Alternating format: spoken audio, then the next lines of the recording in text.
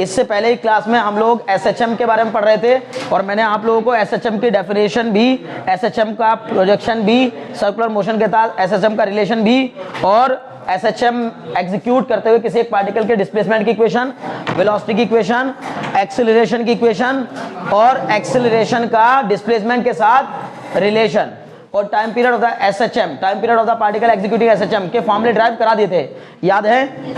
बहुत ध्यान से देखिए। पहला displacement equation of the SHM, y बराबर r sin omega t, y बराबर r sin omega t, velocity of the particle executing SHM v बराबर r omega cos omega t, acceleration of the particle executing SHM a बराबर minus r omega square sine omega t।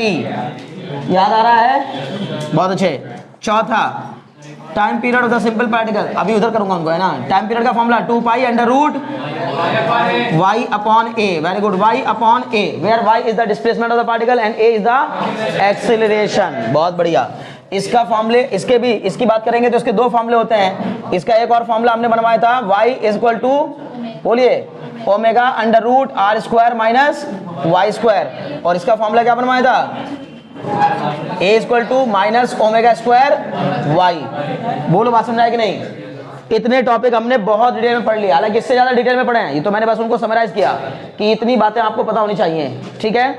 तो अगला एक point और बचा इसमें, वो भी लिख लो जल्दी से। Frequency of the particle executing SHM, frequency of the particle executing SHM. हाँ बोलो बच्चे, क्या कह रहे हो? मन करो यहाँ ना वी, हाँ वी है, V, very good, V, okay. बात नहीं करो सब, है ना? Frequency of the particle executing SHM क्या होगा फॉर्मूला बताओ? Nu is equal to 1 upon capital T, frequency nu is equal to 1 upon capital T. तो इसमें कोई नया फॉर्मूला नहीं है, इसलिए मैंने उसको उस समय नहीं बताता, चाहता तो वही बता देता। बताओ क्या फॉर्मूला होता है? एक्सीलरेशन का फॉर्मूला था 2 pi under root y upon a, तो फिर न्यू का फॉर्मूला जाएगा 1 upon 2 pi under root y upon a। इसको थोड़ा सिंप्लीफाई करेंगे तो ये फॉर्मूला बन जाएगा 1 upon 2 pi under root a upon y। Very good. a मतलब एक्सीलरेशन, y मतलब डिस्प्लेसमेंट, बार बार याद दिला रहा हूं, ठीक है ना? बोलो यहां तक कोई डाउट हो तो और बताओ जल्दी जल्दी। v max का फॉर्मूला बताओ भाई, R omega, V max equal to R omega. कहां पर होती है वेलोसिटी मैक्सिमम? मीन पोजीशन पर, मीन पोजीशन पर वेलोसिटी मैक्सिमम और एक्सट्रीम पोजीशन पर वेलोसिटी जीरो। मीन पोजीशन पर एक्सेलरेशन जीरो और वेलोसिटी मैक्सिमम, एक्सट्रीम पोजीशन पर वेलोसिटी जीरो और एक्सेलरेशन मैक्सिमम। समझ गए ना? उसी को हम लोग एक्सेलरेशन एम्पलीट्यूड भी कहते हैं, एक्सेलरेशन एम्पलीट्यूड। क्या कहना है? तब तो सही है, तब सारी चीज समझ में आ गई है, ठीक है ना? चलिए, बहुत ध्यान से पढ़ना होता है चीज़ों को, ठीक है? बस एक टर्म और करवा देता हूँ, ठीक है ना? हाँ,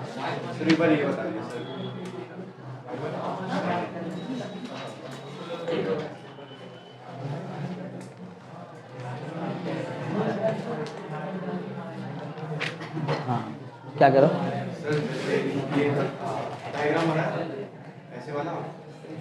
हाँ, और इसमें ये बताना है जैसे इस पार्ट में डिस्प्लेसमेंट और वेलोसिटी और एक्सेलरेशन, ऐसे पार्ट्स भी क्या पॉजिटिव होगी नेगेटिव होगी, फिर ऐसे जाएंगे पॉजिटिव होगी नेगेटिव होगी, वो बता रहे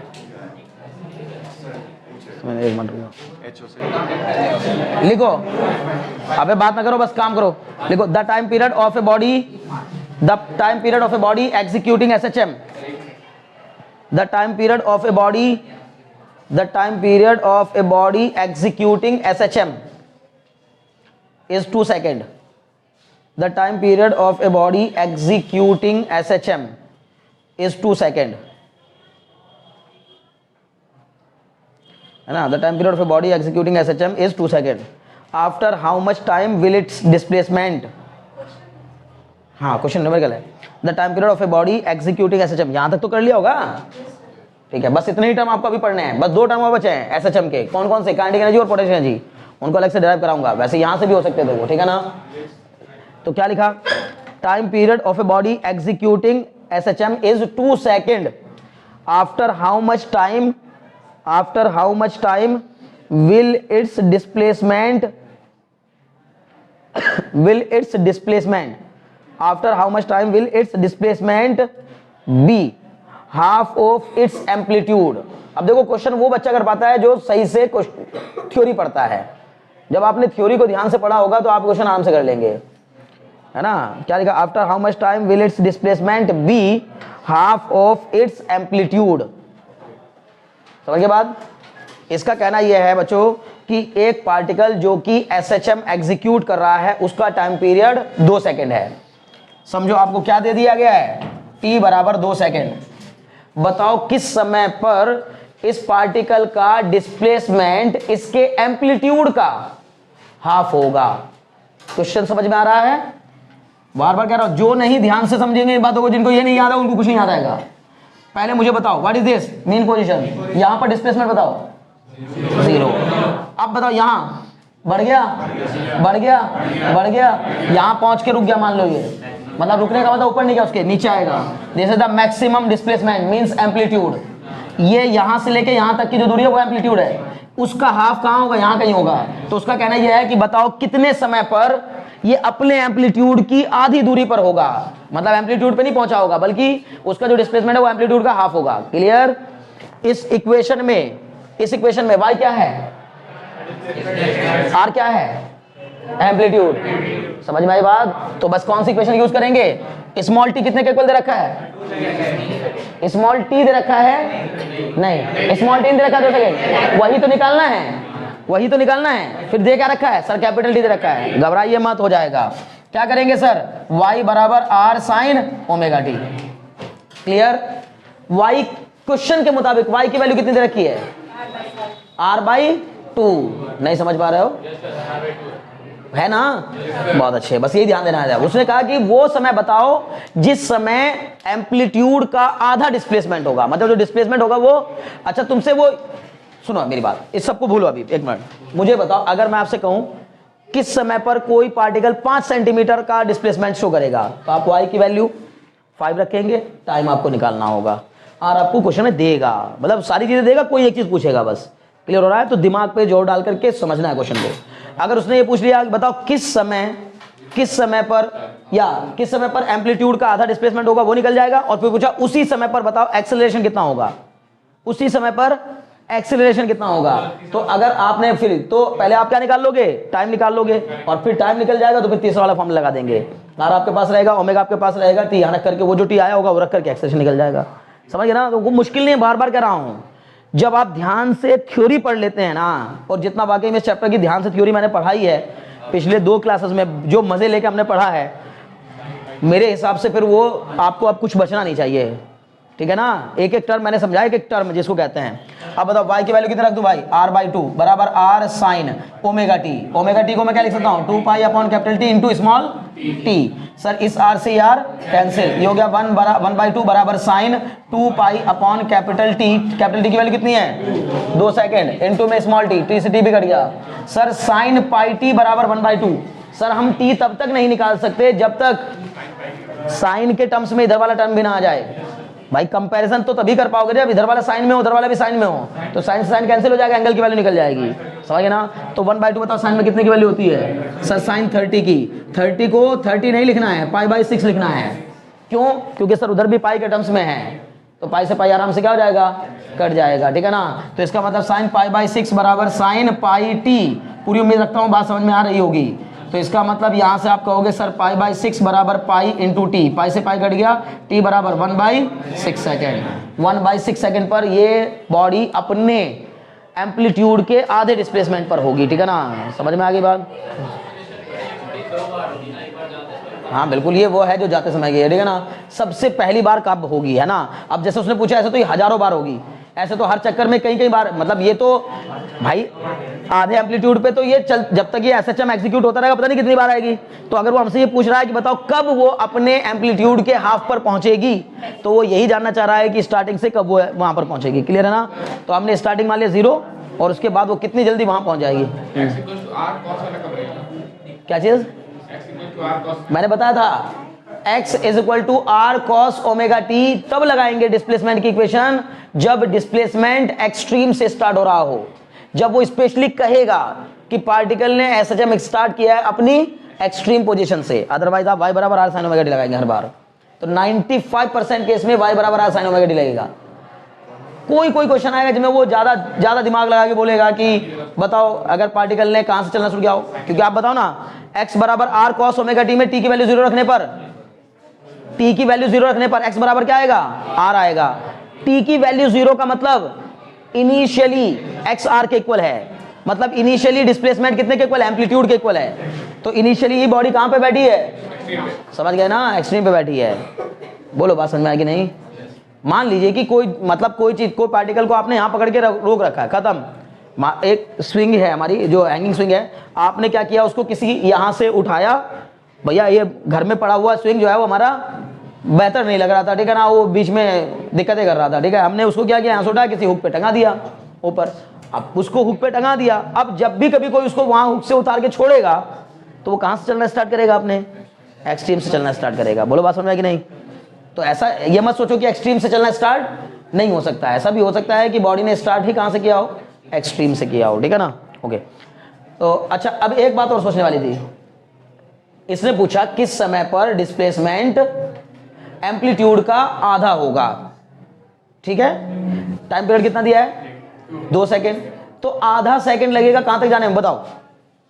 पहली बार एम्पलीट्यूड को छूने में कितना टाइम लगेगा, पहली बार एम्पलीट्यूड को छूने में, अगर किसी सिंपल पेंडुलम का या किसी भी एसएचएम करती हुई बॉडी का टाइम पीरियड 2 सेकेंड हो, 2 सेकेंड, तो पहली बार एम्पलीट्यूड को कितनी देर में छूएगा, 0.5 सेकेंड में। बोलो होगा कि नहीं होगा, यस सर। क्यों, क्योंकि sir mean to extreme, extreme to mean, mean to extreme, extreme to mean, तब जाके एक साइकिल कंप्लीट होती है। तो पहली बार मीन से एक्सट्रीम पे जाने में कितना टाइम लगेगा, तो हम कहेंगे सर 2 सेकेंड, ये पूरी साइकिल का टाइम है, 2 सेकेंड पूरी साइकिल का टाइम है।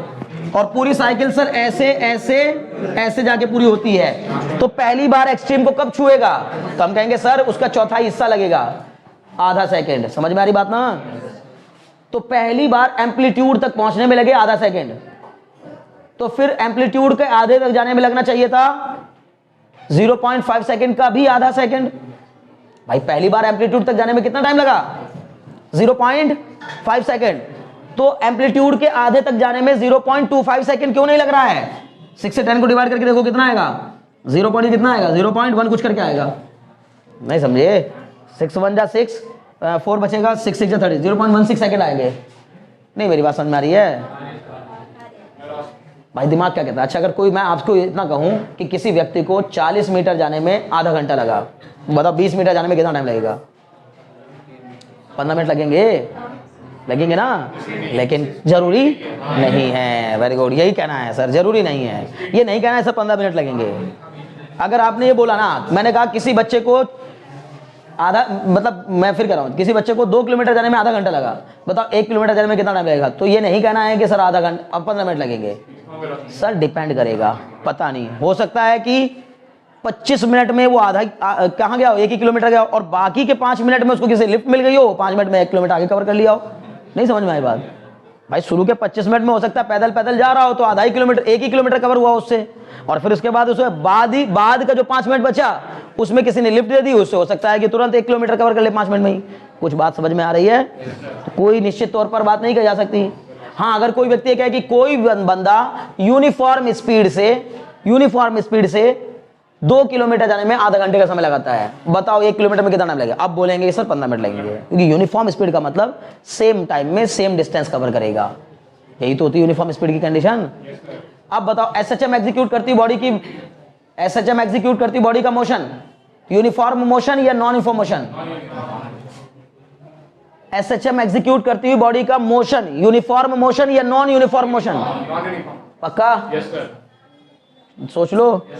क्यों सर, कोई भी ऐसा मोशन जिसमें एक्सेलरेशन की वैल्यू 0 के अलावा कुछ भी हो तो वो यूनिफॉर्म नहीं हो सकता ना। फिजिक्स कितनी मजे की है। यहां सर वो नहीं होता कि मैंने बोला यार एक काम करो ना, वो बस वहां पहले चैप्टर में ऐसा मान लो, दूसरे चैप्टर में ऐसा मान लो, ऐसा कुछ नहीं है।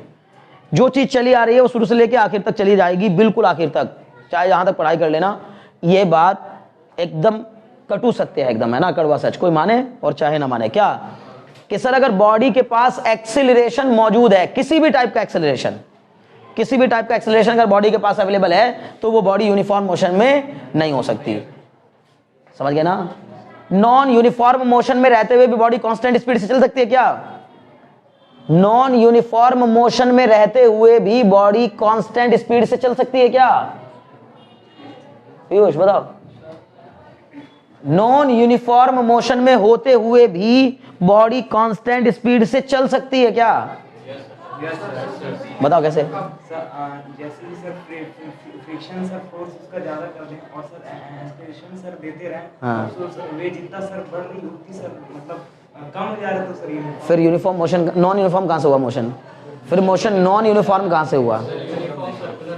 हाँ, यूनिफॉर्म सर्कुलर मोशन में सर मोशन तो नॉन यूनिफॉर्म होता है। अगर कोई तुमसे पूछे ये एक एक नंबर के क्वेश्चन ना तो बहुत परेशान करते हैं, जबकि बहुत बेसिक क्वेश्चन भी पूछ ले तो फंस जाता बच्चा। मान लो खाली ये पूछ लिया, uniform circular motion is, first लिख दिया option, uniform motion, non uniform motion, है ना, accelerated motion, non accelerated motion, और फिर 4 ऑप्शन दे दिए कि 1 and 2 are correct, 2 and 3 are correct, 1 and 4 are correct, 2 और 4 आर करेक्ट। मतलब समझ रहे हो मेरी बात में क्या बताना चाह रहा हूँ?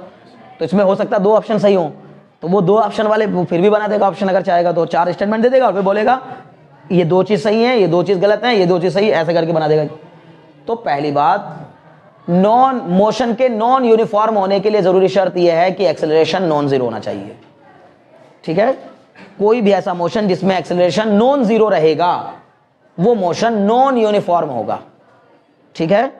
जीरो के अलावा अगर कुछ भी एक्सेलरेशन हो, चाहे पॉजिटिव हो चाहे नेगेटिव हो, वो मोशन किस कैटेगरी में आएगा? नॉन यूनिफॉर्म की कैटेगरी में आएगा। क्लियर है? तो लेकिन मैंने पूछा कि भाई जब नॉन यूनिफॉर्म है तो इसका मतलब उसके पास एक्सेलरेशन जरूर होगा। तो मैंने अब ये भी पूछा कि क्या ऐसा भी हो सकता है क्या कभी कि एक्सेलरेशन होते हुए भी बॉडी कांस्टेंट स्पीड से चल रही हो? तो हम बोलेंगे यस सर, ये भी पॉसिबल है। बोलो कब? जब एक्सेलरेशन कैसा हो? सेंट्रीपिटल हो। कैसा एक्सेलरेशन हो? सेंट्रीपिटल। सेंट्रीपिटल एक्सेलरेशन का काम स्पीड को बढ़ाना घटाना नहीं है। सेंट्रीपिटल एक्सेलरेशन का काम सिर्फ बॉडी की स्पीड की डायरेक्शन को चेंज करना है। समझ में आ रही बात ना? तो इसलिए भैया एक्सेलरेशन तो है उसके पास, कौन सा टाइप का? सेंट्रीपिटल एक्सेलरेशन, लेकिन उसकी स्पीड बढ़ रही है, ना बढ़ रही है ना घट रही है। इसका मतलब मैंने पूछा था क्या एक्सेलरेशन होने के बावजूद भी बॉडी कांस्टेंट स्पीड से मूव कर सकती है? तो जवाब किस में होगा? हाँ में होगा। समझ में आ रही बात ना? अरे सब पकड़ पा रहे हो कि नहीं?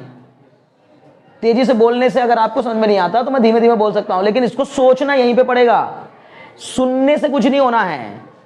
सुनकर अगर गुण नहीं रहे हो ना दिमाग में तो बस ये लगेगा सामने वाला व्यक्ति बड़ी मेहनत भी कर रहा है और हमारा दिमाग तो ना काम ही नहीं कर रहा है।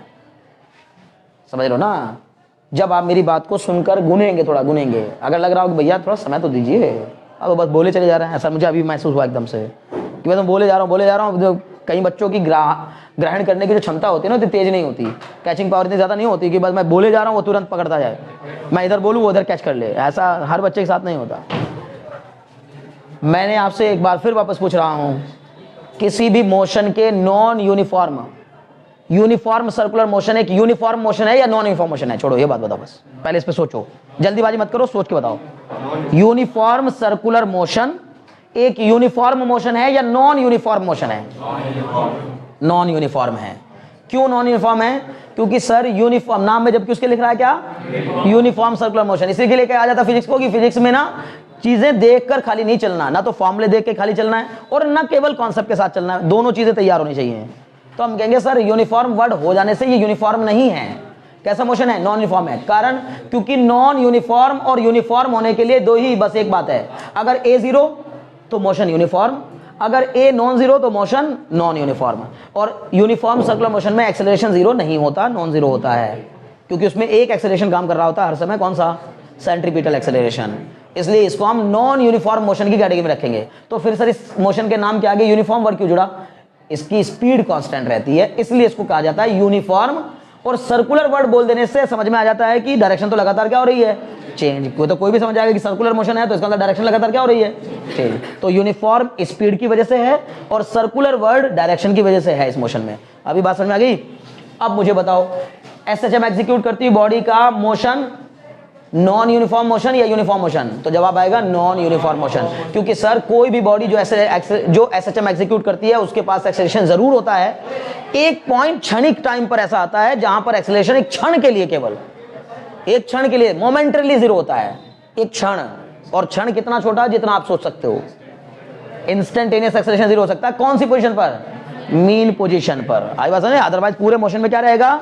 एक्सेलरेशन रहेगा। अभी बोलो बात समझ में आएगी नहीं? तो इसलिए एसएचएम भी अपने आप में नॉन यूनिफॉर्म मोशन है। अब नॉन यूनिफॉर्म मोशन भी है। अब एक और बात समझो, फिर अब दूसरा सवाल है। पहले तो ये तो कंफर्म हो गया कि यूनिफॉर्म है या नॉन यूनिफॉर्म है।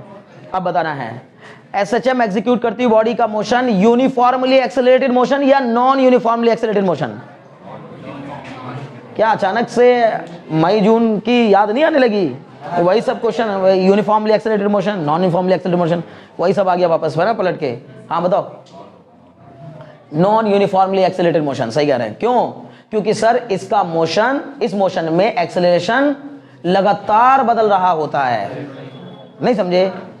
क्यों ऐसा, क्यों, कैसे कह पा रहे हो? बताओ, अपनी बात को जस्टिफाई करो देवस से, अपनी बात में वजन लाओ। कैसे कह पा रहे हो इस बात को कि एक्सेलरेशन लगातार बदल रहा होगा? Sir acceleration is depend upon the displacement. अगर बॉडी मोशन में है तो डिस्प्लेसमेंट तो पक्का चेंज हो रहा होगा, और डिस्प्लेसमेंट चेंज हो रहा होगा तो पक्का एक्सेलरेशन भी चेंज हो रहा होगा। और अगर एक्सेलरेशन कांस्टेंट ना हो, चेंजिंग नेचर का एक्सेलरेशन हो, तो फिर वो मोशन कैसा हो जाता है?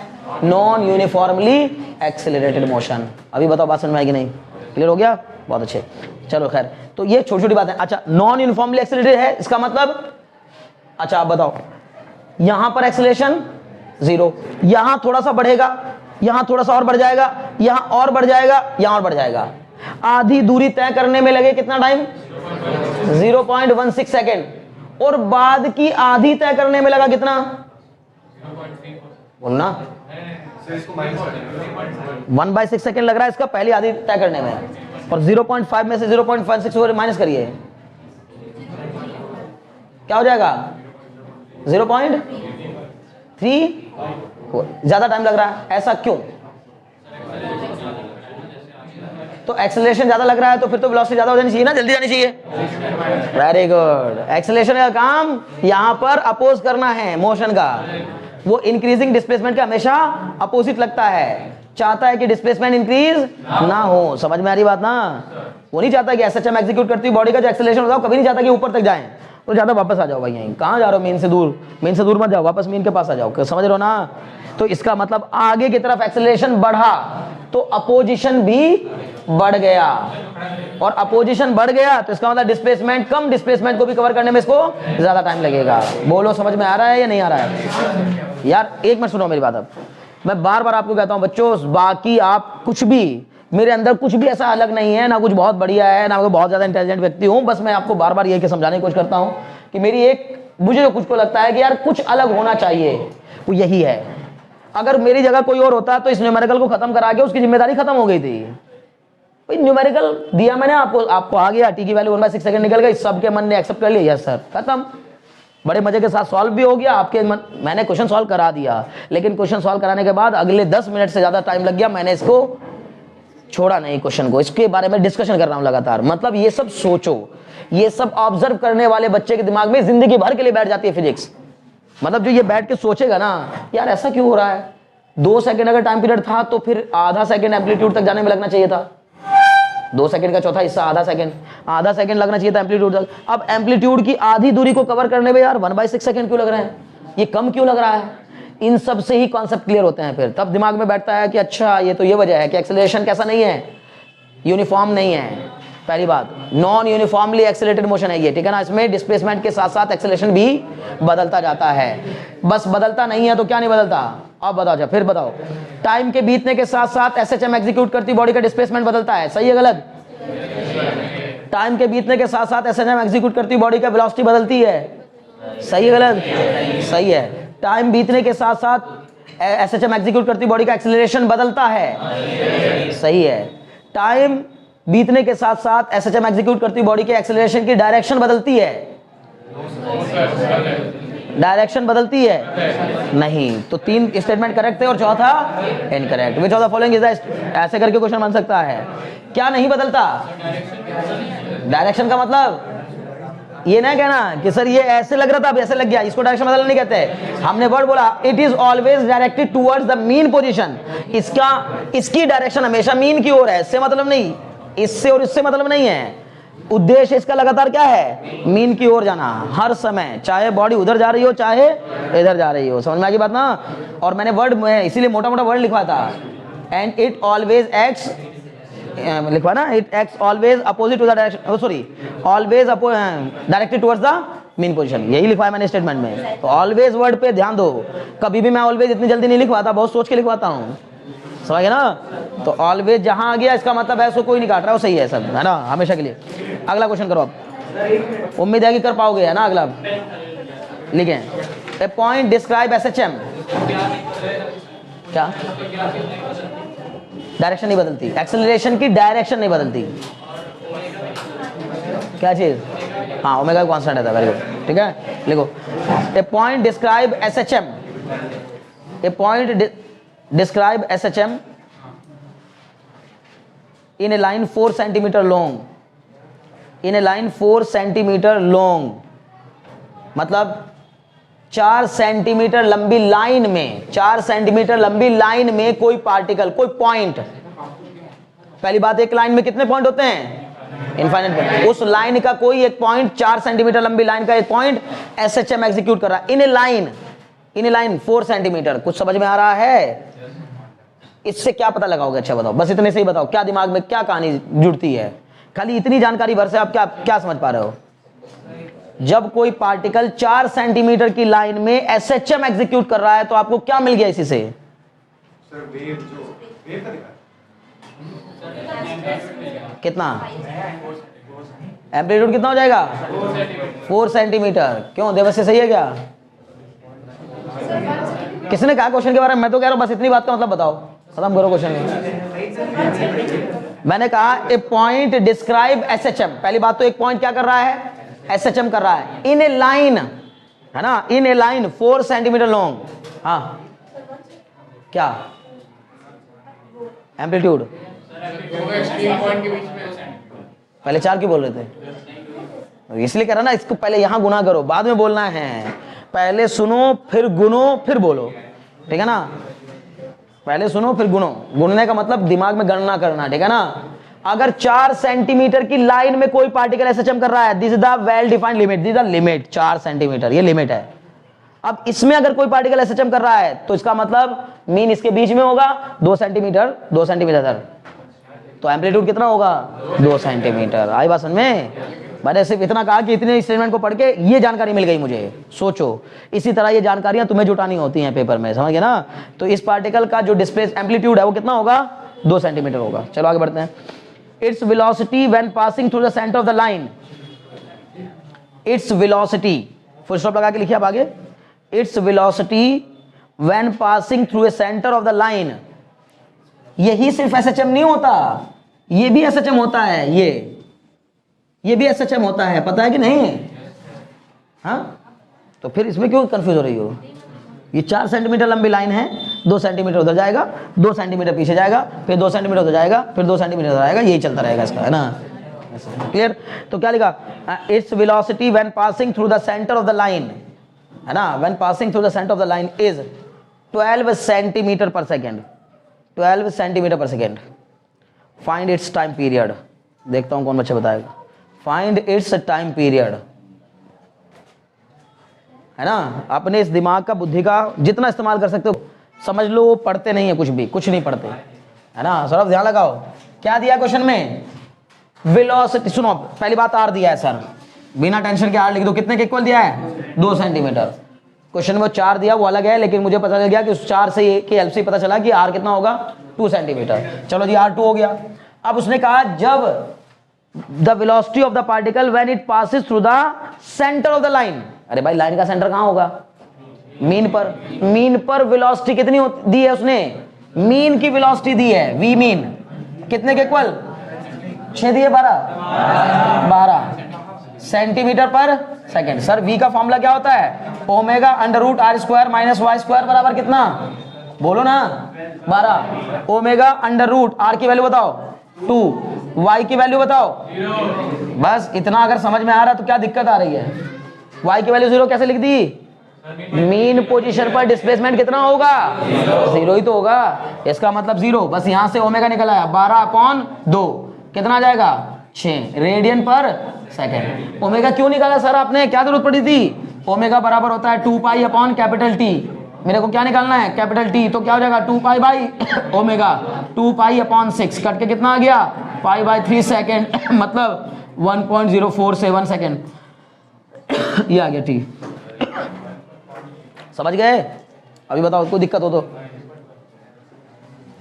मैंने कहा था कोई मुश्किल नहीं था, आप लोग बस बिना बात डरे हुए हो, कुछ नहीं है, एकदम आसान क्वेश्चन था, ठीक है ना? क्लियर हो रहा है?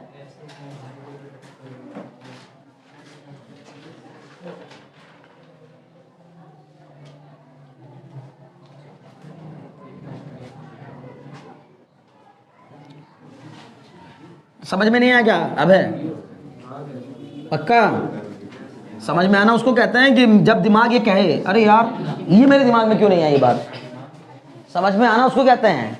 जब मेरे कराने के बाद आपको लगे कि हाँ यार यही तो लगना था इसमें फॉर्मूला, फिर ये मेरे दिमाग में क्यों नहीं आया, है ना? इसको नहीं कि आपने करा दिया सर मैंने नोट कर लिया, उसको समझ में आना कहते हैं, ठीक है ना? अगला क्वेश्चन, लास्ट क्वेश्चन है इस पे, अभी फिर आगे पढ़ेंगे टॉपिक, फिर उसका देखेंगे। Find the period of particle, find the period of particle मतलब क्या पूछा है? Time period. Period of particle लिखने की जरूरत नहीं, समझ बस। Find the period of particle which has acceleration of 48 centimetre पर सेकंड स्क्वायर। ए कितना दे दिया? 48 सेंटीमीटर पर सेकंड स्क्वायर। एक पार्टिकल का एक्सेलरेशन कितना है? 48 सेंटीमीटर पर second square. When displacement from the mean position is 12 centimetre. अच्छा, ये एक्सेलरेशन तब का है जब डिस्प्लेसमेंट कितना है? 12 सेंटीमीटर है, उस समय का एक्सेलरेशन इतना है। और एक्सेलरेशन डिस्प्लेसमेंट के साथ साथ वैरी करता है, इसलिए समझना है कि 12 सेंटीमीटर पे डिस्प्लेसमेंट कुछ और होगा, 10 पे कुछ और होगा, 6 सेंटीमीटर पे कुछ और होगा, 4 सेंटीमीटर पे, समझ रहे हो ना? बहुत अच्छे। तो इसने कहा जब 12 सेंटीमीटर डिस्प्लेसमेंट था उस समय एक्सेलरेशन इतना था, तो बताओ टाइम पीरियड कितना होगा? तुम्हें कौन सा बड़ा काम है? ये तो इसने बिना बात टाइम पास करने के लिए पूछा क्वेश्चन, एक नंबर क्वेश्चन है बस। टी इक्वल टू 2 पाई। अब तुम्हें लेकिन नहीं, तुम्हें लगेगा ये क्या सर को पता नहीं कैसे टाइम पास लगता है भाई, है क्या इसमें? टी बराबर 2 pi under root Y upon A, यही तो फॉर्मूला होता है। T equal to 2 pi under root Y upon A, तो इसका मतलब 2 पाई अंडर रूट, बोलो वाई की जगह पर 48 अपॉन ई, अच्छा सॉरी 12 अपॉन 48, 12 अपॉन 48 सर 1/4, 1/4 मतलब क्या? 2 पाई इंटू 1/2, 2 से 2 कट गया सर कितना? पाई, मतलब 3.14 सेकेंड। खत्म। नहीं समझे? ना आसान सा क्वेश्चन है, सीधा फॉर्मूला बेस्ड क्वेश्चन था, ठीक है? चलिए नेक्स्ट हेडिंग डालिए। अब हम लोग प्रूविंग की तरफ चलते हैं, ठीक है ना? किस तरह की प्रूविंग के जो कि पेपर में आएंगी कि हाँ ये पार्टिकल एसएचएम एग्जीक्यूट करता है या नहीं करता है, इसको प्रूव करना है। तो पहला हेडिंग डालो सिंपल पेंडुलम। हम सबको नहीं करवाएंगे, वो सब आएंगे भी नहीं ना, तुम्हारे सिलेबस में 2 ही हैं, simple pendulum, motion of the loaded spring. लेकिन उसमें मैं और भी 2-3 बढ़ा के करवा दूंगा। वही आते हैं जो बुक में होते हैं, बुक से बाहर नहीं आते हैं, ऐसे तो बहुत होते हैं, सबको तुम प्रूफ कर भी नहीं पाओगे, है ना? पता तो चल गया मान लो कॉन्सेप्ट, लेकिन फिर भी उसमें ऐसा थोड़ी है कि कॉन्सेप्ट पता चल गया तो सब कुछ कर ही लेंगे हम लोग। हाँ एक मिनट जोर से बोलो। जो तुम्हारा पढ़ा हुआ होगा वही आएगा, घबराओ नहीं, मैं इतने पढ़ा दूंगा कि तुम्हारा पढ़ा हुआ आएगा जो भी आएगा, ठीक है? लिखो सिंपल पेंडुलम। नेक्स्ट डालिए सिंपल पेंडुलम, ठीक है ना? ये लड़के तुम ध्यान लगाओ, ये पेपर में आएगा क्वेश्चन, ठीक है ना? वो क्या आएगा क्वेश्चन पेपर में? Prove that the motion of the simple pendulum is SHM, ऐसा आएगा question. Prove that the motion of the simple pendulum is SHM. पहले तो प्रूफ करो कि सिंपल पेंडुलम का मोशन एसएचएम होता है, और फिर क्या कहेगा? And also derive the expression for the time period of the simple pendulum. समझ गए? ये क्वेश्चन पेपर में आएगा, बड़ा इंपॉर्टेंट क्वेश्चन है, ठीक है? तो हेडिंग डालें पहले, आपने क्या डाला? Simple pendulum. लिखो a simple pendulum is a heavy point mass. किसे कहते हैं सिंपल पेंडुलम? पहले तो ये लिखो, a simple pendulum is a heavy point mass, a simple pendulum is a heavy point mass suspended by a weightless, simple pendulum is a heavy point mass suspended by a weightless, suspended by a inextensible weightless comma inextensible inextensible inextensible मतलब जो रस्सी खींच ना सकती हो, inextensible जो खींचना मतलब जिसमें खिंचाव ना हो पाए, जितना खींचना था उसको खींच गई हो लेकिन उसके आगे खिंचाव पैदा ना हो रहा हो, नहीं खींचने से लंबाई बढ़ जाएगी, ठीक है ना रस्सी की। ओके, रस्सी हो या पेंडुलम, ऐसे पेंडुलम का जो सही मतलब सही पेंडुलम जो कहलाता है वो क्या ही होता है, एक हल्के से धागे पर लटका हुआ भारी सा बॉब। आई बात समझ में, हल्के से धागे पर, हल्का सा मैं इसलिए कह रहा हूं उसका मास इसने खुद ही बोला कैसा होना चाहिए, वेटलेस। तो दुनिया में कोई भी चीज वेटलेस तो हो नहीं सकती, अगर धागा तुम्हें दिख रहा बाल तो वेटलेस होता नहीं है, तो धागा तो क्या क्या होगा, वेटलेस। समझ में आई बात ना, पर वेटलेस ही कहेंगे हम बाल को। अब कोई कहने लगे भैया बाल का, तो जाओ एक काम करो मेरा बाल तोड़वाओ, पलक का बाल तोड़ो, जाओ जाके मेरा जो है ना तोल के लाओ, वो भी मैंने और छोटा कर दिया, सर का भी नहीं दे रहा हूँ, पलक का तोड़ के दे रहा हूँ, जाओ तोल के लाओ, तो उसका कौन मास तोलेगा। ऐसी तरह जो आपको आसपास भी नहीं मिलेगा। सही पूछ रहा है वो, गलत नहीं पूछ रहा है, ठीक है ना। ओके चलो ध्यान दो, उसका दिमाग जिस तरह काम करता है वो वही सोचेगा, है ना। चलो अभी ध्यान लग, ठीक है ओके। मैं अपनी पलक की बात कर रहा था, ठीक है ना।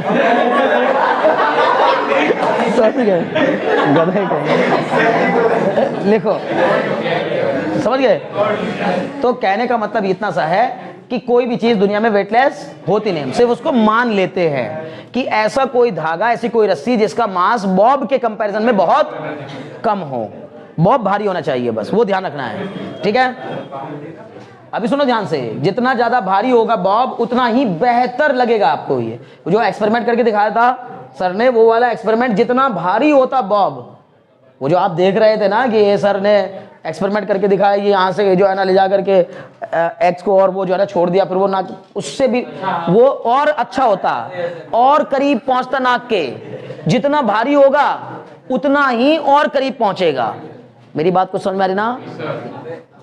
अगर हल्का लोगे तो वो पता लगा पहले ही रुक जाएगा नाक से, और काफी पहले रुक जाएगा। क्यों? एयर रेजिस्टेंस है, हल्की चीजों पर थोड़ा ज्यादा लगने लगता है। समझ में आ रही बात ना। भारी चीज होगी तो एयर को काटते हुए आगे निकल जाएगी, पता नहीं चलेगा, ठीक है ना। तो और ज्यादा करीब पहुंचता, लेकिन कभी भी आपको इंजर्ड नहीं करेगा, ये सच्चाई है। बिकॉज काइनेटिक एनर्जी बढ़ नहीं सकती उसकी, उससे कमी रहेगी जितनी आपने देके छोड़ा था, ठीक है ना। समझ में आ रही बात ना, उससे कमी रहेगी। थोड़ा बहुत तो लॉस होना ही होना है, चाहे जितना भारी ले लो, लेकिन अब थोड़ा बहुत अगर हल्का भी, अगर 1 मिली जूल का भी लॉस हो गया तो जाहिर है कि नाक तक तो फिर वो नहीं आने वाला है, ठीक है ना। तो पक्का यकीन कर लेना पड़ेगा, तभी एक्सपेरिमेंट करने में मजा आएगा। लेकिन जितना भारी होगा उतना ही बढ़िया एक्सपेरिमेंट होगा, ये भी सच है, ठीक है। ओके लिखो, तो क्या लिखा, ए simple pendulum is a heavy point mass suspended by a weightless inextensible and A perfectly flexible string. अब बताओ ये 3 शर्तें हैं, अगर ये शर्त पूरी करोगे तो पार्टिकल बिल्कुल वहीं पहुंचेगा जहां से छोड़ा था आपने, समझे ना। मतलब ये बॉब ना बिल्कुल लगभग वहीं आ जाएगा जहां से आपने छोड़ा था, ठीक है। Perfectly flexible string, perfectly flexible string from a rigid support.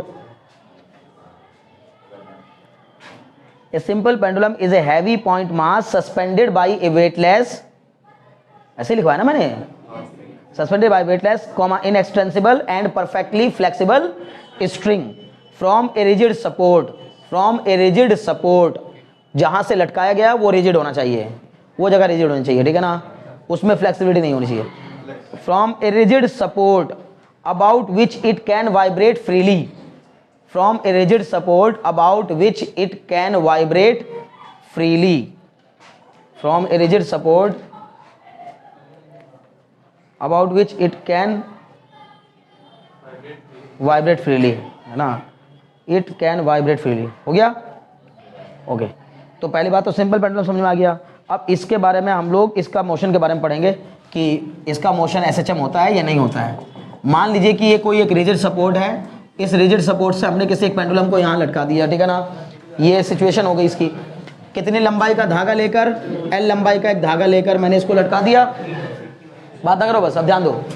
अब क्या होगा कि इस पार्टिकल का, सिंपल पेंडुलम का मोशन एसएचएम होता है, हमें ये प्रूफ करना है। ये प्रूफ करने के लिए मैं क्या प्रूफ करूंगा, अगर मुझे किसी भी पार्टिकल के मोशन को एसएचएम प्रूफ करना है ना, तो मैं हमेशा यही प्रूफ करूंगा कि उस पार्टिकल का एक्सेलरेशन उसके डिस्प्लेसमेंट के डायरेक्टली प्रोपोर्शनल है और वो हमेशा डायरेक्टेड है किधर, मीन पोजीशन की ओर। समझ गए ना?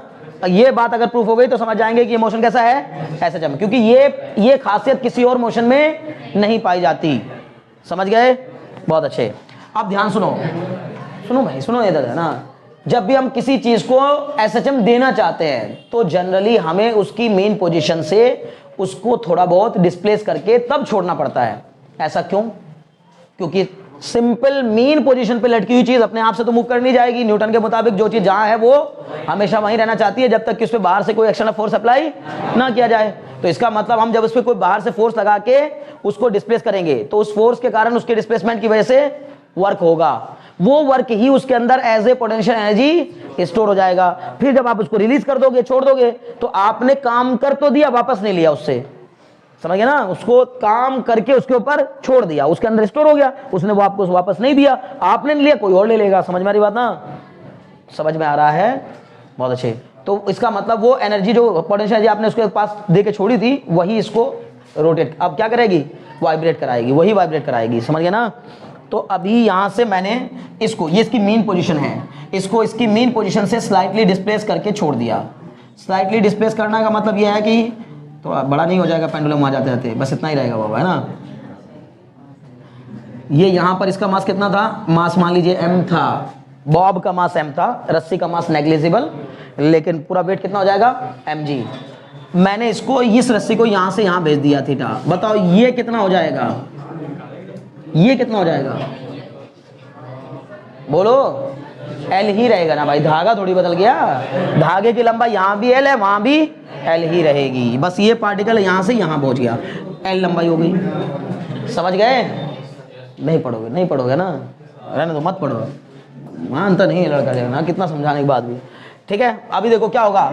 अब इस बॉब का weight vertically, weight is always act vertically downward. एक इस रस्सी के अंदर आने वाला टेंशन, ये जो रस्सी है, इस रस्सी के अंदर एक टेंशन क्रिएट हो जाएगा। वो टेंशन किधर हो लगता है हमेशा, tension is always x away from the block करता है। बहुत अच्छे।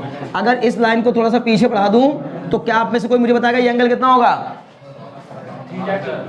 बोलो होगा कि नहीं? ये वाली लाइन पैरेलल है और ये ट्रांसवर्सल है, तो दो पैरेलल लाइन को जब एक ट्रांसवर्सल कट करती है तो उसका करस्पॉन्डिंग एंगल आपस में इक्वल होते हैं, होंगे। बहुत अच्छे। इस mg के दो कंपोनेंट हो जाएंगे सर, एक हो जाएगा क्या, mg cos थीटा, जिस साइड से एंगल बनाते हैं उसको cos में लेते हैं और जिस साइड से एंगल नहीं बनाते उसको sin में। ये वाला कंपोनेंट कितना हो जाएगा, mg sin थीटा। बोलो बात समझ में आई कि नहीं? दो परपेंडिकुलर कंपोनेंट, दो ऑर्थोगोनल कंपोनेंट, एक दूसरे के परपेंडिकुलर कंपोनेंट, एक होता है mg cos थीटा, एक हो जाएगा mg sin थीटा। बताओ कौन सा कंपोनेंट है जो चाहता है कि ये पार्टिकल वापस मीन पे पहुंच जाए? तो फिर ये mg cos थीटा क्या काम कर रहा है, ये रस्सी को टाइट रखने में हेल्प कर रहा है। अगर ये जीरो हो जाएगा तो रस्सी में टाइटनेस ही नहीं रह जाएगी, लेकिन रस्सी को टाइट रखने में कौन सा वाला कंपोनेंट हेल्प कर रहा है, और इसको नीचे लाने के लिए कौन तैयार है? समझ में आ गया? बहुत बढ़िया। तो इसमें कुछ बचा ही ऐसा नहीं है जो आपको दिक्कत करे, ठीक है ना? तो अब यहां पर हम जानते हैं, ठीक है ना, एक दो बातें और लिखवाऊंगा, ठीक है ना? लिखो जरा, कंसिडर क्या चीज, हाँ बिल्कुल बिल्कुल होगा, क्योंकि वहां पे मोशन ही नहीं हो रहा कुछ, है ना? लिखिए, consider a simple pendulum of mass, consider a simple pendulum having a small या having a bob of mass small m, ऐसे लिख लो। Consider a simple pendulum, consider simple pendulum having a bob of mass small m and length capital L, and length capital L as shown in figure, as shown in figure, as shown in figure, okay? Having a bob of mass small m and length capital L as shown in figure, okay?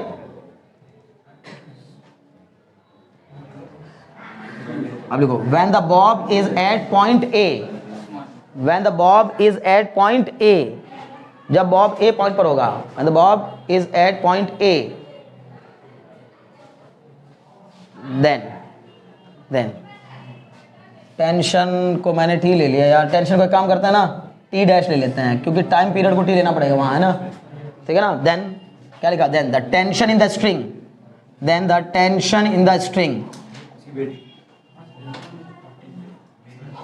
कितनी होगी, T dash is equal to m g cos theta and the restoring force, restoring force का मतलब जो इसको वापस लाना चाहता है, restoring force applied on the bob, restoring force applied on the bob F is equal to minus m g sine theta, है ना।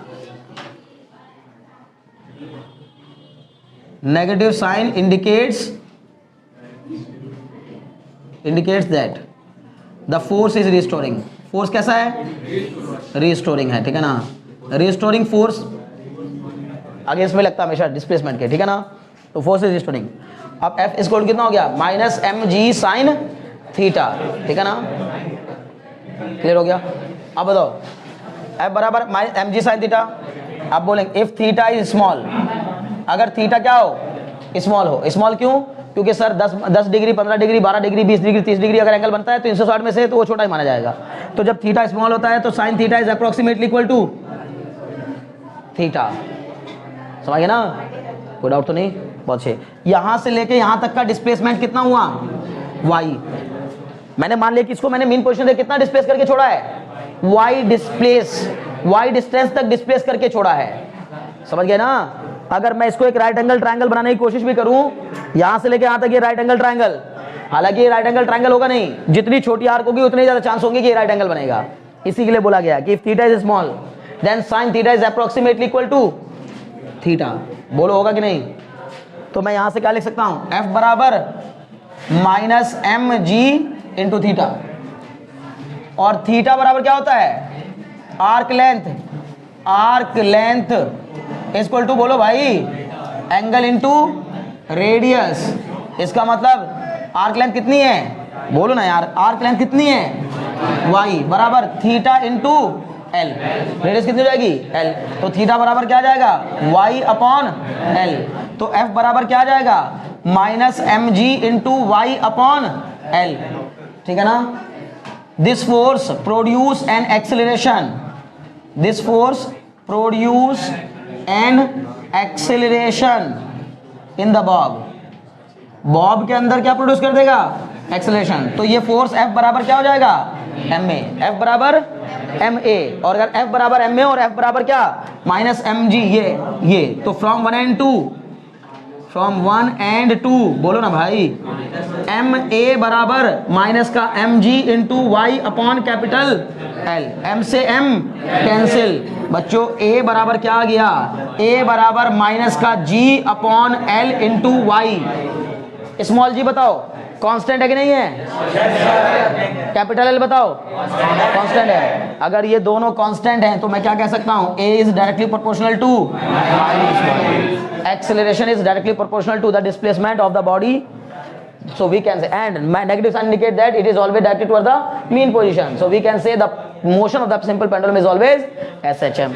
समझ में आई बात ना, पहले यहाँ तक नोट कर लो, फिर ये स्टेटमेंट मैं लिखवा दूंगा, जल्दी नोट करो। मैं सुनो मैं बता रहा हूँ, सुनो बता रहा हूँ। जब थीटा बहुत छोटा होता है ना, थीटा की वैल्यू जब स्मॉल होती है तो साइन थीटा को अप्रोक्सीमेटली इक्वल टू थीटा ले लेते हैं। ये बात मैथमेटिक्स वाले तो पहले जानते हैं, लेकिन तुम लोग भी जान लो। साइन जीरो की वैल्यू बताओ कितनी होती है, 0। साइन जीरो की वैल्यू 0। तो 0 जब थीटा 0 मतलब एंगल जब 0 डिग्री, तो साइन की वैल्यू भी लगभग कितनी आई, मतलब लगभग क्या आई, 0। साइन 0.1 की वैल्यू भी लगभग 0.1 ही होती है, साइन 0.12 की वैल्यू भी लगभग 0.12 ही होती है। मतलब मैं बताना क्या चाह रहा हूं, जब थीटा स्मॉल होता है तो जो थीटा की वैल्यू होती है समझो वही साइन थीटा की वैल्यू होती है। तो हमने क्या किया, when theta is small, if theta is small then sine theta is approximately equal to theta, मतलब साइन थीटा की जगह पर क्या रखा जा सकता है, थीटा। और थीटा का फॉर्मूला डायरेक्ट होता है क्या, आर्क लेंथ बराबर आर्क लेंथ, थीटा मुझे इसका निकालना, थीटा एल और वाई में एक रिलेशन होता है बच्चे, आर्क लेंथ बराबर होता है angle, central angle into radius. किसी भी आर्क की लेंथ निकालनी हो ना, आर्क की, तो सेंटर पे बनने वाला एंगल और रेडियस पता होनी चाहिए बस। तो आर्क लेंथ बराबर एंगल इंटू रेडियस, ये रहा यहाँ, आर्क लेंथ बराबर एंगल इनटू रेडियस, उसके हेल्प से हमने थीटा की वैल्यू निकाल ली y के टर्म्स में। एक और बात ना, ये समझ में आए? तो अब ऐसे मानो कि इसको हमने इसको लगभग एक लाइन खींच दिया, ऐसे लगभग एक ट्रायंगल बना दिया। अगर इसको ट्रायंगल बनाऊंगा तो ये छोटा एंगल, जितना छोटा ये एंगल होगा, जितना छोटा ये एंगल होगा उतने ही ज्यादा चांस होंगे कि एंगल कितना होगा, 90 डिग्री। अगर ये 90 होगा तो 90 के सामने की साइड हाइपोटेन्यूज, एंगल के सामने की साइड परपेंडिकुलर, तो साइन थीटा बराबर परपेंडिकुलर अपॉन हाइपोटेन्यूज। इस साइन थीटा की जगह पे डायरेक्ट लिख सकते हो, इस साइन थीटा की जगह पर परपेंडिकुलर y अपॉन l। समझ गए ना? लेकिन ये अप्रोक्सीमेशन है, क्लियर? इसलिए कोई भी चीज बिल्कुल एग्जैक्ट तो भाई फिजिक्स में लाने के लिए भी मुश्किल आ जाती है, ठीक है ना?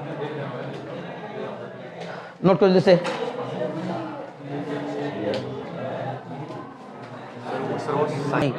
लिखो, the above expression shows that, इसके बाद लिखिएगा, ये पूरा करने के बाद लिखिएगा, the above expression shows that, ये एक्सप्रेशन शो कर रहा है, the above expression shows that the acceleration of the bob is directly proportional to this expression, है ना, इसकी बात हो रही है।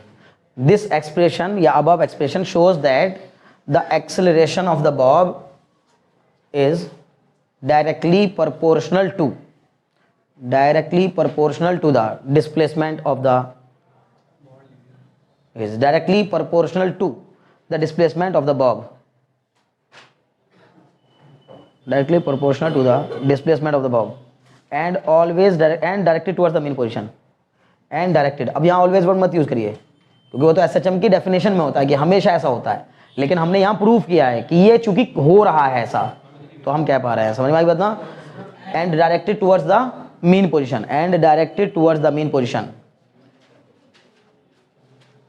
okay? So we can say the motion of the simple pendulum is always SHM.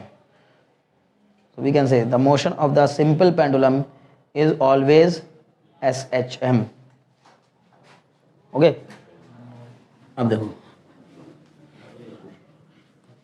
SHM मतलब simple harmonic motion, ठीक है? Time period of the simple pendulum is always so we can say that the motion of the simple pendulum is always SHM। अब देखो time period of the simple pendulum, अगला हमें क्या भी पता करना है, मैंने इस लड़के को बताया ना कि पूरा क्वेश्चन कैसे आएगा, time period of the simple pendulum, पहले ये भी पूछेगा और फिर ये भी कहेगा। अब ये सिर्फ प्रूफ हुआ कि सिंपल पेंडुलम का जो मोशन होता है वो SHM होता है, इतना प्रूफ हुआ, इसका भी टाइम पीरियड नहीं निकला तो टाइम पीरियड निकालेंगे। Time period of simple pendulum, है ना, time period of the simple pendulum क्या हो जाएगा, बोलिए sir? T is equal to, बोलो फॉर्मूला होता है कि नहीं? T is equal to 2 pi under root y upon a। अरे भाई समझ में आ रहा है?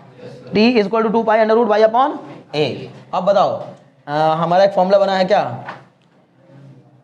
mg into Y upon l बराबर ma। अरे ये तो बना, ये रहा, very good. But a is equal to बोलो भाई g y upon l. Minus क्यों नहीं लिया? क्योंकि टाइम पीरियड में नेगेटिव की जरूरत नहीं होती, मैंने पहले बताया था पिछली क्लास में, ठीक है ना? तो a बराबर जी वाई अपॉन एल, ज्यादा बढ़िया करना हो तो लिख देना चाहिए इन मैग्नीट्यूड। तो बताओ y अपॉन ए कितने के इक्वल आ जाएगा, बोलो भाई, आ जाएगा कि नहीं? तो y अपॉन ए की जगह पे रख दो t is equal to 2 pi under root L upon G. एक जमाने में तुमने ये डेरिवेशन किया था, याद है? किया था? हाँ, लेकिन तब किससे किया था? डायमेंशनल एनालिसिस की हेल्प से किया था। उसमें क्वेश्चन अक्सर आया था, मैंने कहा था ये क्वेश्चन तो वहां भी इंपॉर्टेंट था, वो यहाँ भी इंपॉर्टेंट है। मैंने तब भी बताया था कि ये शुरू से लेकर आखिर तक पूरा पढ़वा देते हैं डायमेंशनल एनालिसिस में। वहां क्या था कि the time period of the simple pendulum is depend upon the length of the pendulum and acceleration due to gravity, derive the expression for the time period of the simple pendulum. ये question था वहां dimensional analysis में, यही तो formula बन के आया था, t is equal to 2 pi under root L upon g, where l is the length of pendulum और g is the acceleration due to gravity. समझ गए ना? तो t is equal to 2 pi under root L upon g, formula समझ में आ गया होगा, ठीक है ना? ओके, बढ़ जाए आगे, नेक्स्ट कोर्स। अरे कर लो जल्दी से। t is equal to 2 pi under root L upon G. लिखिए, motion of a body dropped in tunnel along the diameter of earth. Motion of a body dropped in tunnel motion of a body dropped in tunnel along the diameter of earth, है ना, diameter, अर्थ की diameter के along खोदी गई tunnel में अगर किसी body को डाल दिया जाए तो उसका मोशन कैसा होगा। तो हम ये पहले से जानते हैं कि एसएचएम होगा, उसको ही प्रूफ करने जा रहे हैं, ठीक है ना। पेपर में कैसे आएगा, proof that the motion of the body dropped in a tunnel along the diameter of the earth is always SHM. Proof करिए, ऐसे करने के लिए आएगा पेपर में, ठीक है ना। तो क्या लिखा, motion of a body dropped in a tunnel along the diameter of the earth. लिखो, consider earth be a sphere of radius R, consider earth be a sphere of radius capital R along the diameter of earth, along the diameter of earth topic है तो, है ना। फिर इसका लिखें, consider earth be a sphere of radius capital R and centre O. मान लीजिए कि अर्थ जो है वो एक स्फीयर है जिसकी रेडियस कितनी है, कैपिटल आर है, और उसका सेंटर कहां पर लाई कर रहा है, ओ पर लाई कर रहा है। This the radius of the अर्थ, ये प्यारी सी अर्थ, ठीक है ना, ओके। और मैंने क्या किया, इस अर्थ के अंदर एक टनल खोद दी, यहां ऊपर से लेकर नीचे तक, नॉर्थ पोल से लेकर, गड्ढा खोदा गया है। आप ऐसा समझो, ये अर्थ का, ऐसा समझो कि अर्थ एक गोला है, उसमें ऊपर से ड्रिलर से हम क्या करते चले गए, ऊपर एकदम नॉर्थ पोल से लेकर साउथ पोल तक हमने ड्रिलर लेकर के ड्रिल कर दिया और पूरी एक सुरंग बना दी सीधी। ये वैसी ही टनल है ये, ठीक है ना, समझ में आ रही बात ना। अब मैं इस टनल में किसी एक बॉडी को ड्रॉप करूंगा, समझ गया ना। तो क्या लिख दिया, centre O. Suppose a straight tunnel is dug along the diameter of earth, suppose a straight tunnel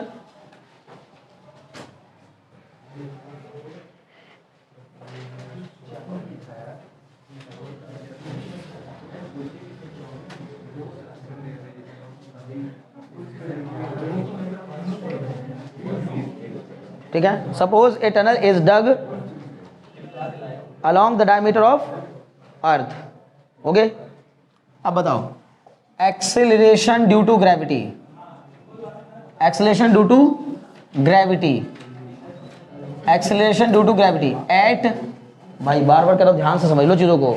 ये पॉइंट ए है, ये पॉइंट बी है, मैंने यहां से किसी बॉडी को गिराया, यहां से गिराऊंगा एक्सट्रीम हो जाएगा, यहां से गिराऊंगा तो एक्सट्रीम हो जाएगा, यहां से छोड़ूंगा मीन हो जाएगा। मीन और एक्सट्रीम से स्टार्ट नहीं करते, हमेशा बॉडी का डिस्प्लेसमेंट यहां मीन से कुछ डिस्प्लेसमेंट दूर यहां से शुरू करेंगे। मान लीजिए कि मैंने किसी बॉडी को गिराया, वो किसी एक पर्टिकुलर टाइम पर कहां पहुंच गई, पी पॉइंट पर पहुंच गई। कितना नीचे पहुंच गई, डी डेप्थ नीचे पहुंच गई। कितनी नीचे पहुंच गई, डी डेप्थ नीचे। क्लियर है। तो हम बोलेंगे acceleration due to gravity at point A, acceleration due to gravity at point A. बताएंगे आप मुझे, बोलो जी बराबर, sorry is equal to g, सिर्फ जी। अब बताओ जल्दी से, acceleration due to gravity, acceleration due to gravity at point P, at point P, P बताओ, पी पर कितना हो जाएगा, जी डैश बराबर जी इंटू वन माइनस, कुछ ऐसा था ना, G into one minus D upon R, ऐसा ही कुछ था ना, जी डैश बराबर G into one minus D upon R. Clear. लेकिन बताओ कैसा, नेगेटिव। बोलो क्यों negative, acceleration is always negative, ठीक है ना। ग्रेविटेशनल एक्सेलरेशन को हमेशा नेगेटिव लेते हैं हम, क्योंकि उसकी डायरेक्शन हमेशा नीचे की ओर होती है। तो minus G into one minus D upon R, इसको मैं ये भी लिख सकता हूँ, G dash is equal to minus का G into R minus D upon R. बोलो बात समझ आ रही कि नहीं, बहुत अच्छे। आप में से कोई मुझे बताएगा आर माइनस डी कितने के इक्वल होगा। सर मीन पोजीशन से मान लेते हैं ये पार्टिकल की अभी का डिस्प्लेसमेंट, मीन पोजीशन से कितना दूर है मान लीजिए y, तो फिर समझो यही तो पार्टिकल का डिस्प्लेसमेंट हुआ।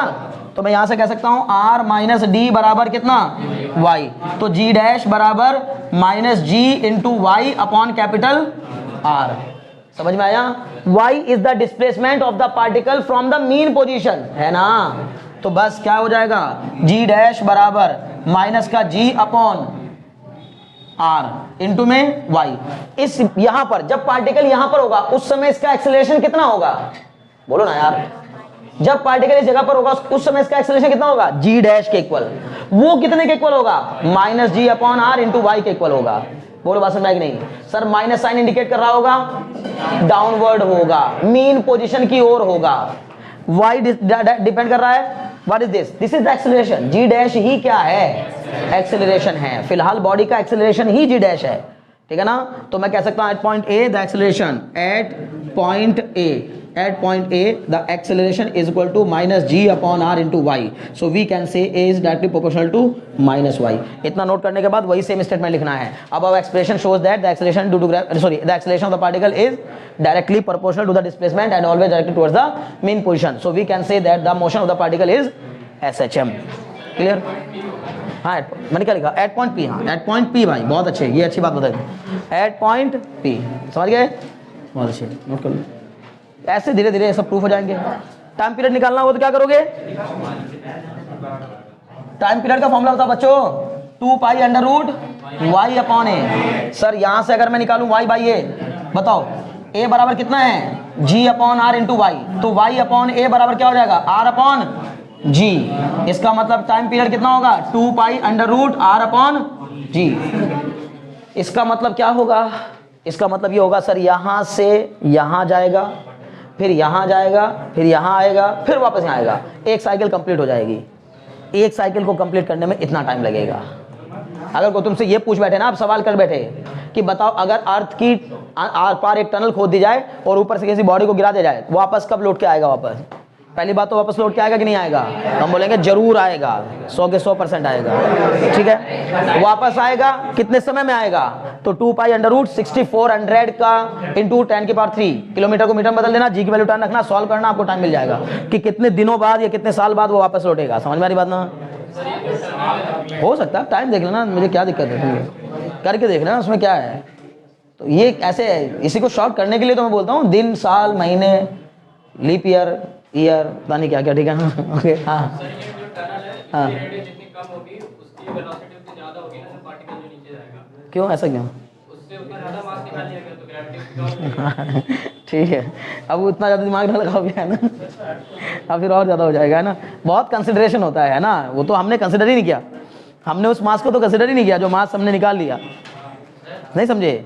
हम ये वाले मास को तो कंसिडर ही नहीं कर रहे। हम कौन से वाले मास को कंसिडर कर रहे हैं? जब ये बॉडी यहां पहुंच गई तो ऊपर ऊपर का मास छील दिया गया है। मतलब यही मानो ना कि भाई ऊपर से आप मान लीजिए एक संतरे को, वैसे एक सेब को ऊपर ऊपर से कट कर करके खाते रहिए, बीच बीच का पार्ट छोड़ते रहिए, तो पहले बड़ा गोला, फिर छोटा गोला, फिर और छोटा गोला, फिर और छोटा गोला होता चल जाएगा। समझे ना? तो अर्थ यहां पर हम अब इसी को तो अर्थ मान रहे हैं। हमने वो जो जी डैश लिया वो इसकी मिट्टी के निकालने की वजह से नहीं लिया, वो तो हमने इस वाले गोले के हिसाब से लिया। जिसको तुम कंसिडर करो उसको तो हमने कंसिडर ही नहीं किया, नेगलेक्ट कर दिया। समझ लो ना? हालांकि वो भी अच्छा खासा होगा। जब इतना कंसिडरेशन करेंगे तो चीजें परफेक्ट होने लगेंगी। परफेक्ट कुछ भी नहीं होता दुनिया में, ठीक है ना। चलिए आज के लिए इतना काफी है, ठीक है ना इसमें। हाँ जल्दी नोट करो।